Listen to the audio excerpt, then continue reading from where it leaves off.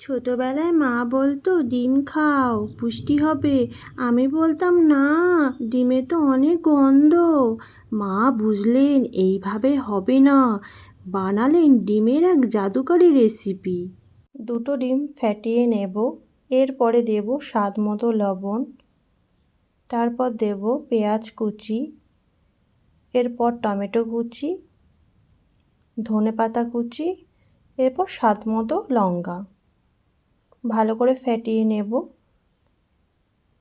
এরপর দিয়ে দেবো 1.5 কাপ ময়দা। ভালো করে মাখা হয়ে গেলে যখন দেখছি ডোটা একটু গাঢ় হয়ে গেছে, তখন সামান্য একটু জল দিয়ে একটু পাতলা করে নেব ডোটা। তারপর দেব কালারের জন্য একটু হলুদ। ডোটা দেখতে পাচ্ছ একদম গাঢ়ও নয় একদম পাতলাও নয়।